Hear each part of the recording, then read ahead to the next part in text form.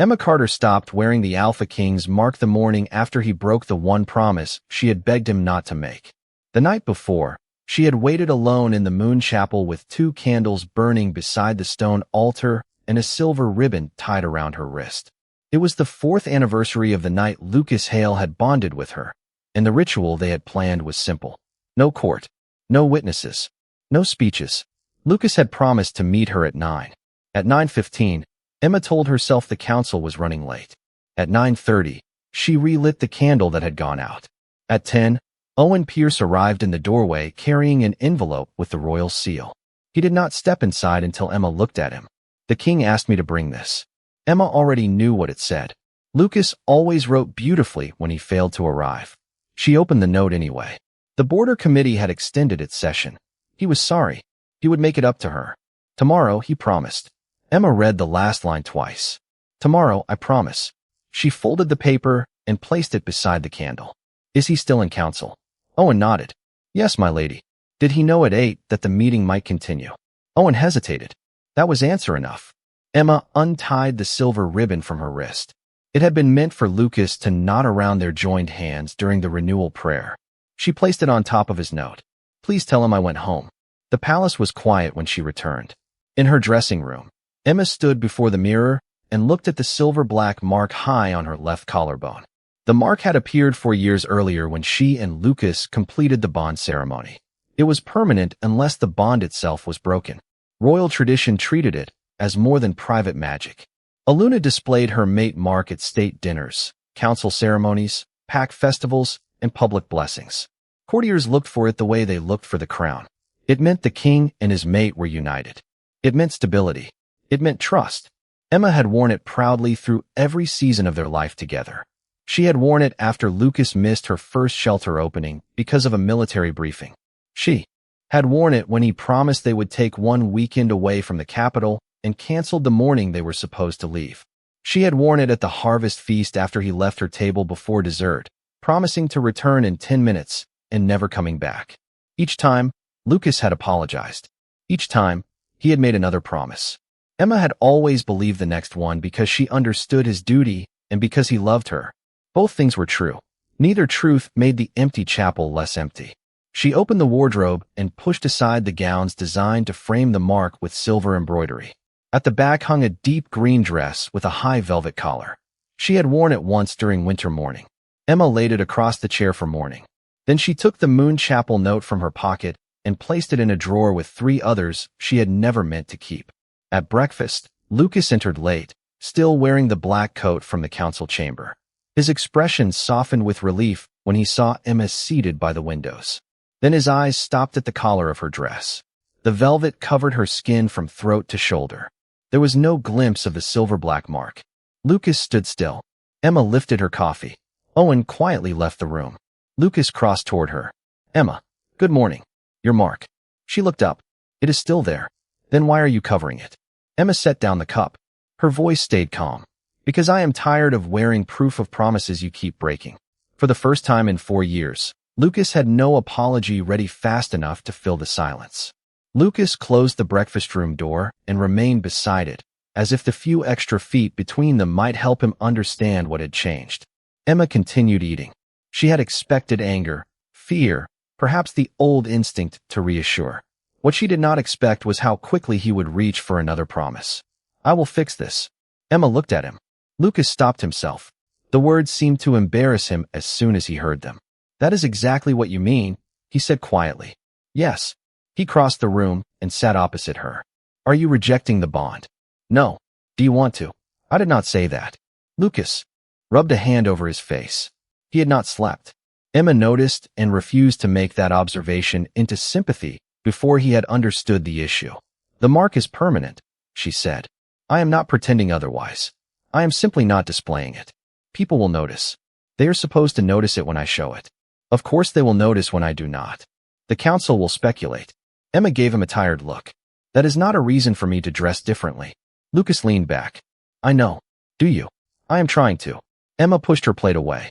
"For 4 years, every time duty changed our plans, you told me you were sorry and made a new promise. I told you I understood because most of the time I did.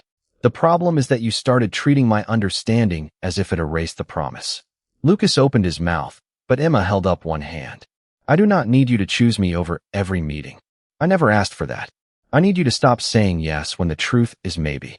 I need you to stop promising 9 o'clock when you know the council might keep you until midnight. Last night mattered to me. Then why did you promise a time you could not protect? Lucas looked toward the window. Because you were disappointed when I told you the border committee wanted the anniversary date. So you promised me what I wanted to hear. I thought I could make it. That is what you always think. The sentence was not cruel. That made it harder. Lucas lowered his voice. What do you want me to do now? Emma almost laughed, because he still wanted a task with a finish line. Nothing dramatic. Emma, no new promises. For how long? Until you understand the difference between wanting to do something and committing to it. Lucas studied her collar. And the mark. The court has been using it as public reassurance. Every time you leave me waiting, I still walk into the next ceremony with your mark visible, and everyone reads that as proof that nothing has changed. Our bond has not changed. My trust has. The words landed between them. Lucas looked down. Emma continued, softer now. I love you. I am still bonded to you. I am not leaving the palace today, but I will. Not let the mark speak for me when my actual experience says something different. Lucas nodded once. It was not agreement so much as acceptance that she had the right to decide. I am sorry about last night. I know. I am sorry about more than last night. I know that too. He almost said something else and stopped. Emma saw the effort. Good, she said. Lucas looked at her. Good. You were about to promise something. A humorless smile touched his mouth. I was. And you did not. Apparently, I am learning. Apparently. The silence that followed was not warm, but it was honest. Lucas rose. I have counsel at 8:30. Emma glanced at the clock. Then you should go. He paused at the door. Dinner tonight. Emma waited. Lucas corrected himself. I am free at 7 if the defense session ends on schedule. I cannot guarantee it. For the first time that morning, Emma's expression softened. Then do not make dinner depend on you. Lucas nodded. He left without asking her to uncover the mark. That mattered more than another apology would have. By noon, Lucas discovered that his broken promises had become palace shorthand. He was crossing the scheduling office when he heard a junior clerk say, Move the North House review to Thursday. Lady Emma understands. Lucas stopped in the doorway. The clerk froze. Victor Reed, standing beside a wall calendar, closed his eyes as if he had been waiting years for this exact moment. Lucas looked at the clerk. Did Emma say that? No, Your Majesty. Then why did you? The young man glanced at Victor. Victor answered for him. Because that is how this palace solves conflicts involving Emma. Lucas's expression hardened. Explain. Victor led him into the adjoining study and shut the door. You want the uncomfortable version. Yes. You taught us that Emma was the flexible commitment. Lucas stared at him. I never said that. Not directly. You said things like she knows how important this is. Emma understands. We will make it up to her. Tell her I promise tomorrow. Staff learn priorities from repetition, not speeches. Lucas looked back through the glass at the scheduling board. Emma's name appeared on 3 cards that week. 2 had already been shifted. How often? He asked. Enough that nobody thinks they need to ask her first. Victor pulled the current month from the board. A foreign Alpha had requested a 7 o'clock meeting on a night Lucas had dinner with Emma. The staff had penciled the foreign meeting over the private one before Lucas had even approved it. Why is that there? Lucas asked. Because everyone expects you to take the meeting. And Emma. Victor's voice stayed level. Everyone expects her to understand. The sentence sounded uglier when someone else said it. Lucas sat down. Some meetings really are more important. Of course. Then what should I have done? Told her the truth before she built her evening around you. And stopped using a promise to make the disappointment disappear for a few hours. Lucas thought of the moon chapel. He had known before 8 that the border session might run late. He had still let Emma light the candles at 9 because telling her maybe had felt crueler than promising yes. The result had been worse. Owen Pierce, the senior steward, joined them with one folder Lucas had requested that morning. It held household cancellations from the previous year, not 4 years of relics. That was enough. A shelter opening Lucas had said he would attend. A legal hearing where Emma needed royal backing. A dinner with her younger sister before the sister moved west. Lucas remembered every event once he saw the dates. What frightened him was that he had not remembered them until someone put them in front of him. Did she ever ask you to stop scheduling things with me? Lucas asked. Owen shook his head. No, Your Majesty. Did she stop expecting me? Owen met his eyes. That is not the same question. Before Lucas left the office, he erased the meeting from Emma's dinner slot himself. Then he wrote one instruction across the top of the scheduling board. Ask before moving her time. Victor read it and said, that will annoy half the palace. Lucas capped the pen. Good. It was the first correction he had made that did not depend on Emma seeing it, praising it, or forgiving him for it. Later, Lucas saw Emma leaving for North House in the same high-collared green dress. He wanted to cross the corridor and promise that the pattern would never happen again. The words rose automatically. He stopped them. Emma noticed him from the far end. I heard what happened in scheduling, she said. I found out the palace has been using your patience as policy. That sounds accurate. Lucas took a breath. I do not know yet what I am going to change. I only know you were right. Emma nodded once. She did not reward him for admitting it.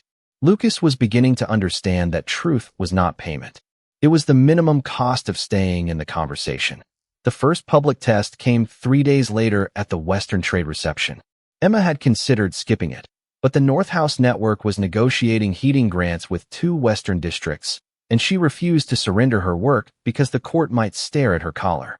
She wore dark blue this time, high-necked again, with no silver trim near her shoulders. Lucas saw her at the top of the staircase and felt the absence of the mark before he noticed anything else. He also noticed how quickly everyone else noticed. The mate mark had been visible at every royal function since their bond ceremony. Its disappearance became a conversation without anyone having the courage to ask Emma directly. By the time dinner began, 3 nobles had asked Lucas whether the royal bond was stable. He answered the first with yes. He answered the second with that is private. The third, Councillor Martin Vale, smiled as if he were being helpful. The kingdom relies on symbols, Your Majesty. Perhaps Lady Emma does not realize what her choice implies. Lucas looked across the hall. Emma was speaking with a district representative and had not heard them. She realizes exactly what it implies. Vale lowered his voice. Then perhaps you should ask her to reconsider. No. For the sake of public confidence. No. Vale blinked. Lucas set down his glass. Her clothing is her choice. The mark is on her body. She does not owe this court visual reassurance. The counselor glanced toward Emma. People will assume something happened. Lucas held his gaze. Something did. That answer traveled faster than any denial could have.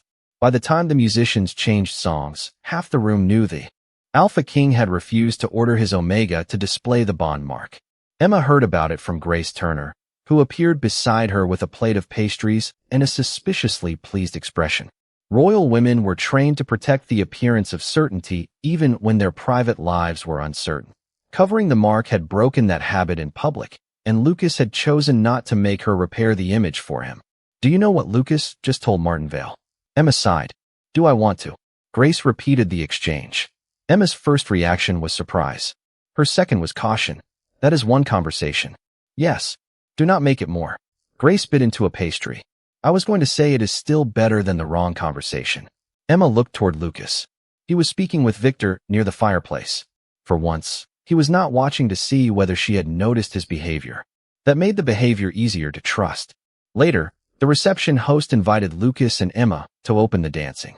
Tradition expected the Luna's visible mark beneath the ballroom lights. Emma felt several hundred eyes shift toward her collar. Lucas approached, but stopped several feet away. Would you like to dance? He asked. Not we should. Not the room expects it. Emma looked at him. Yes. He offered his hand. On the floor, he did not mention the mark. They moved through the first slow turn while the room watched. Emma could feel the attention like heat against the fabric covering her collarbone. Vale asked whether our bond is failing. Lucas said quietly. Grace told me. I told him your clothing is not his business. Also reported. Lucas almost smiled. The palace is efficient when gossip is involved. Emma looked at him. You could have made this easier by asking me to uncover it. For me, perhaps. For the court. I am trying to stop treating those as the same thing. The music carried them past the windows. Lucas did not promise he would never fail again. He did not ask whether she forgave him. He simply finished the dance at the pace they had started. When the song ended, he released her hand immediately. Emma returned to Grace. The mark remained covered. But for the first time since the chapel, Emma felt that Lucas had accepted a public consequence without asking her to make it smaller. Lucas's next lesson was that reliability looked almost boring from the outside. There was no single act that could repair 4 years of careless reassurance, so he stopped looking for one. On Monday, he attended the North House Winter Review because the appointment had been on his calendar for 6 weeks, and because he had confirmed the time only after checking the defense schedule. He arrived 5 minutes early. Emma was standing in a drafty corridor with Grace, reviewing fuel costs. She looked up when Lucas entered and then checked the clock on the wall.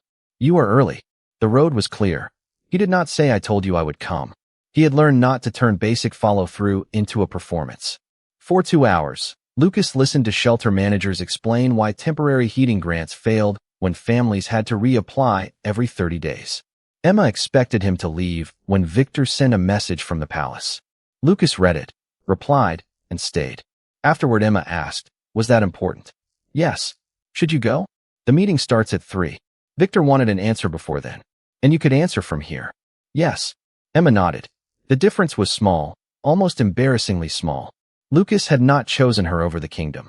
He had simply stopped pretending every interruption was an emergency. On Wednesday, he could not attend a school funding session Emma cared about. He told her the previous afternoon. "The Northern commanders arrive at the same time. I will not be there." Emma waited for the promise that he would try. It did not come. "All right," she said. Lucas handed her a signed authorization she had requested the week before. "This gives the committee the authority it needs whether I am in the room or not." Emma looked at the paper. "You already signed it. This morning." "Thank you." No flowers. No apology. No future vow. Just the piece of work completed before it became a problem. The change also reached the palace staff. Lucas told Owen to stop holding private meals open indefinitely. If Lucas had not confirmed by the agreed time, Emma's evening was her own. No servants were to wait for a late royal arrival. No carriage was to remain outside. And no message was to begin with "Tell her I am almost there," unless he was already on the way. Owen accepted the instruction without comment, but Lucas could see that the steward understood exactly why it mattered. Emma learned about the new rule only after a dinner she had expected to spend alone. At 8, Owen cleared the second place setting without asking whether they should wait another hour. Emma looked at the empty chair and felt something unexpected. Relief. Friday was their first dinner since the chapel. Lucas asked at breakfast whether 7 would work. Then he checked with Victor before Emma answered. "Actually," he said, reading a note, "I can protect 7:30, not 7. Emma raised an eyebrow. "Protect?" "Victor says if I say 7, I will lie." From the doorway, Victor said, "I said no such thing." Emma laughed for the first time in days. At 7:27, Lucas walked into the small garden room, carrying no documents. They ate soup, bread, and roasted chicken. For 40 minutes, nobody interrupted. Then a guard arrived with a sealed message. Lucas read it. Emma watched his face change. "Go," she said. "I need to." "Then go." He stood. "I do not know how long this will take." "Thank you for saying that." Lucas hesitated. "I wanted tonight to be longer." "So did I." That was all. He left. Emma finished her tea alone, but the loneliness felt different from the moon chapel. She had not been abandoned inside a promise. She had been told the truth when circumstances changed. The next morning, Grace noticed Emma wearing a scarf over the high collar and asked whether she planned to uncover the mark soon. No, even with him improving. Improving is not the same as rebuilt. Grace nodded. Emma looked toward the palace windows. Lucas was learning to show up. More importantly, he was learning to say when he could not. Trust, Emma realized, might return in the same unremarkable way it had been damaged. One ordinary decision at a time. The harder test arrived with the opening of Cedar House, the largest shelter Emma had built since becoming Luna. The project had taken 18 months, private donations, 3 council battles, and more. Nights of paperwork than Emma wanted to remember. The opening was scheduled for Saturday at noon. On Tuesday, a territorial dispute flared along the southern border. Lucas called Emma to his study that evening. She saw the maps on his desk before he spoke.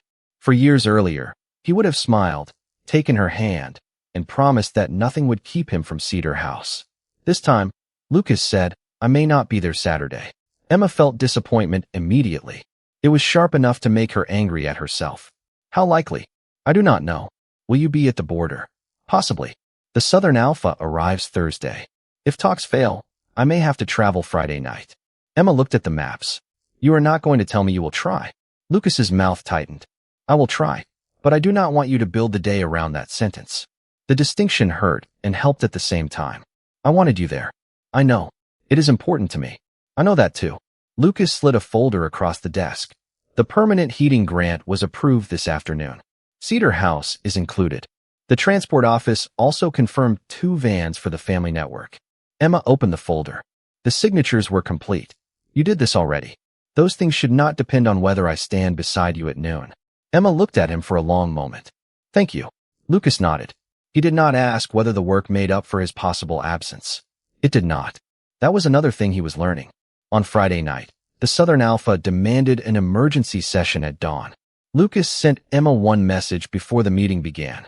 I will not know my schedule until this is finished. Cedar House is yours tomorrow, with or without me. Emma read it twice. There was no promise hidden inside it. Saturday morning arrived bright and cold. Cedar House stood at the edge of the River District, a 3-story brick building with 30 family rooms, a kitchen, a clinic, and a legal office. Grace found Emma near the entrance wearing a cream coat buttoned high over the mark. Any word? No. Are you all right? Emma watched volunteers carry boxes through the door. Yes. I am disappointed. Those can both be true. At 11:55, the crowd gathered. At noon, Emma stepped onto the small platform alone. She spoke about families who needed time, heat, privacy, and a place to make decisions without fear. She thanked the builders, clerks, donors, and shelter workers. She did not mention Lucas. At 12:20, Grace's eyes shifted toward the back of the courtyard. Emma followed her gaze. Lucas stood near the gate in a plain dark coat, with Victor beside him. No royal procession. No guards clearing a path. No announcement. He had arrived after the speech began and stayed in the back. Emma's breath caught. Lucas saw her notice him and gave a small nod. He did not move forward. When the ribbon was cut, applause filled the courtyard. Only then did Lucas approach. The Southern Alpha accepted mediation at 10:30, he said. We finished at 11. Emma glanced at the road. You came straight here. Yes. You could have sent word. I did not know if I would arrive before it ended. Emma understood. He had refused to create another expectation just because the outcome looked hopeful. You missed the first half. I know. And the speech. Victor says it was good. Victor lies when necessary. Only professionally. Emma smiled. Lucas looked at the high collar of her coat, then back at her face. He did not ask about the mark. For once, his presence felt like a gift precisely because he had never promised it. Cedar House changed something between them, but Emma refused to treat one good day as proof that the pattern was gone. The following Tuesday, she invited Lucas to breakfast. He checked his schedule before answering. 8:15 to 9. Emma smiled. That is an oddly specific breakfast. Specific is keeping me alive. They ate for 45 minutes, and he left when he said he would. The ordinary precision mattered more than a romantic surprise would have. That evening, Judith Hale visited Emma in the west sitting room. The former Luna noticed the high collar immediately, but waited until tea had been poured before speaking. I did that once. Emma looked up. Judith touched her own collarbone, where age had faded the old mate mark to gray. Covered it. For almost a year. Emma had never known. Why? Lucas's father loved. Promises too. Judith's smile held no amusement. Not because he was dishonest. Because he hated disappointing me in the moment. He would rather give me a beautiful yes tonight and pay for it with my disappointment tomorrow. Emma looked down at her cup. Did everyone know? Everyone knew he missed things. Almost nobody understood what it cost because I kept arriving at ceremonies with the mark visible and a smile ready. Emma went still. Judith continued. I thought I was protecting him. What I protected was the pattern. Did he change? Eventually. After I stopped helping everyone pretend his intention was the same as his action. Emma looked at the fire. The court thinks I am punishing Lucas. The court prefers women to call boundaries moods. Moods are easier to wait out. Judith leaned back. Do not uncover the mark because he has behaved well for a month. Do not keep it covered because you are afraid people will think you forgave too easily. Wear it when it says something true again. The advice stayed with Emma. A week later, she and Lucas walked through the winter gardens after dinner. Snow edged the stone paths. Lucas had made fewer commitments that month, and because there were fewer, Emma could remember every one he had kept. You have stopped saying forever, she said. Lucas glanced at her. That sounds ominous. You used to say it constantly. I will never miss this again. I will always be there. I will make sure nothing comes before us. Lucas winced. I said all of those. More than once. I am sorry. I know. They walked several steps. Why did you do it? Emma asked. Lucas took longer to answer than she expected. Because when you looked disappointed, I wanted to erase it immediately. Even if the promise caused more disappointment later. Yes. He looked ashamed. I kept treating your first reaction like the problem instead of the truth I was avoiding. Emma realized that this answer mattered because it named the weakness beneath the broken promises. Lucas had not been careless only with time. He had been afraid of being the man who disappointed her, so he kept borrowing trust from the future to protect himself in the present. Now he was learning to survive her disappointment, without trying to erase it. That made honesty feel less romantic, but far safer. Emma's expression softened, but she did not rescue him from the admission. What do you say now? Lucas thought about it. Tuesday at 8:15. Emma laughed. Romantic. I am trying to build a reputation. With 1 Omega. The most difficult audience in the kingdom. She bumped his shoulder lightly. It was the first casual touch she had initiated since the chapel. Lucas noticed and did not turn it into a moment. At the garden door, Emma stopped. There is something I need you to understand about the mark. Lucas waited. Not tonight. All right. You are not going to ask when. Lucas almost smiled. No. Emma opened the door. Good. The mark remained hidden, but for the first time she was thinking less about how long she would keep it covered and more about what would make showing it feel true again. Emma chose the Moon Chapel for the conversation because that was where the pattern had finally become impossible to ignore. She asked Lucas to meet her there on Sunday afternoon. He checked his schedule before saying yes. At 3:55, he was already waiting beside the altar. The 2 candle stands were empty. The silver ribbon from their missed anniversary remained in a small drawer beneath the prayer table. Emma had left it there intentionally. Lucas did not know that until she opened the drawer and placed the ribbon between them. I kept thinking the problem was that you missed things, she said. It was not only that. Lucas remained quiet. Every time you broke a promise, I still appeared at the next public event with your mark visible. People saw it and decided we were fine. You saw it too. Lucas looked at the high collar of her dress. I did. The mark became evidence that I would keep absorbing the disappointment. You could say Emma understands, and everyone believed you because I was still standing beside you wearing proof that I belonged to you. Lucas flinched at the wording. I never thought you belonged to me. I know you did not mean it that way. But symbols speak beyond intention. Emma touched the fabric covering her collarbone. I covered it because I needed the visible story to stop lying. Lucas looked down at the ribbon. Do you want the bond released? No. Do you want me to stop asking about the mark? You already did. He nodded. Emma continued. I do not need perfect attendance. I do not need a king who walks out of every emergency, because we had dinner scheduled. I need a man who tells me what he can actually give before I organize my heart around it. Lucas's eyes lifted to hers. That is harder than promising everything. Yes. Because sometimes the honest answer will disappoint you. Yes. And sometimes you will be angry. Probably. Lucas breathed out. I think I spent years trying to avoid the first disappointment, and all I did was create a larger one later. That is exactly what happened. The chapel was quiet. Lucas touched the silver ribbon, but did not pick it up. I want to renew our vows. Emma's shoulders tightened. Lucas immediately continued. Not today.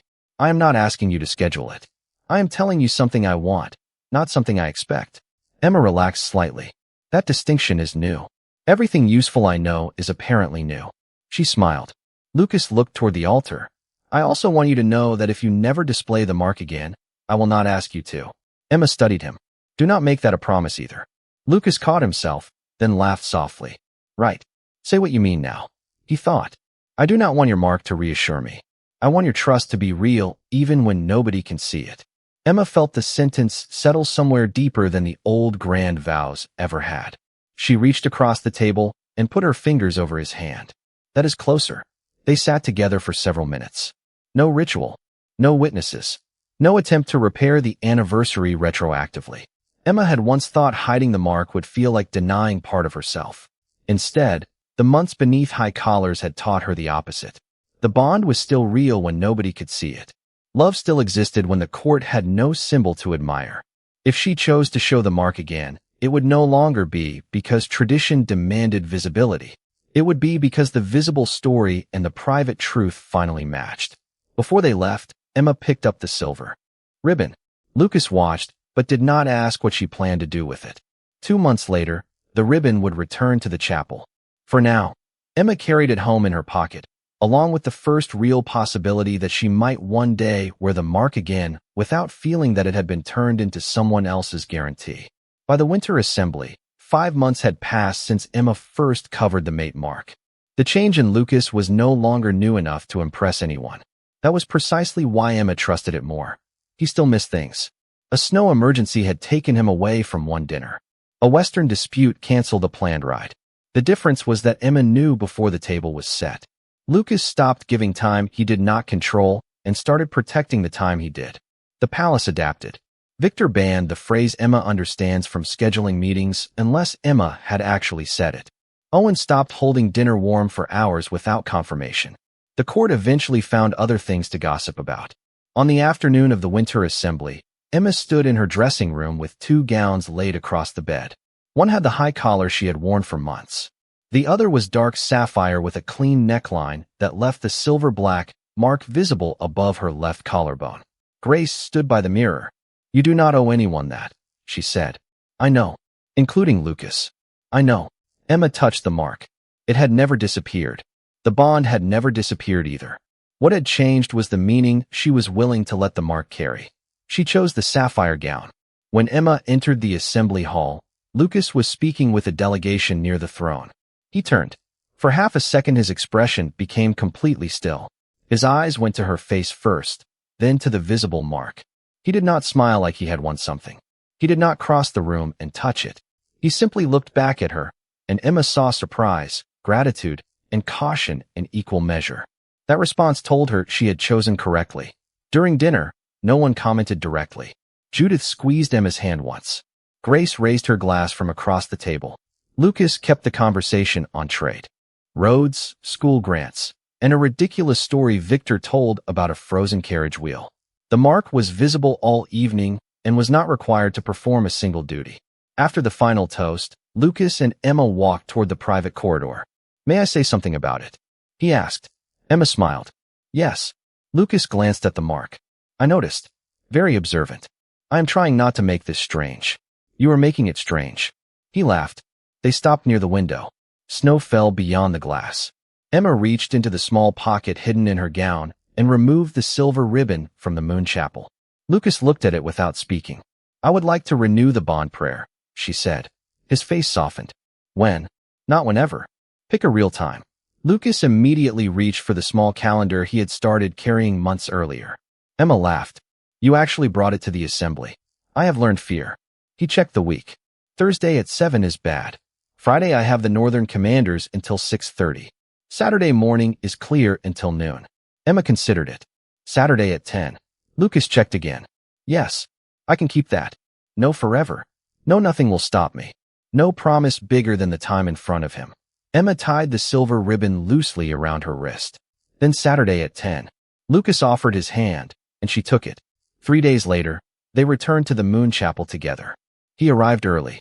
They lit 2 candles, tied the ribbon around their joined hands, and repeated the simple prayer they had missed months before.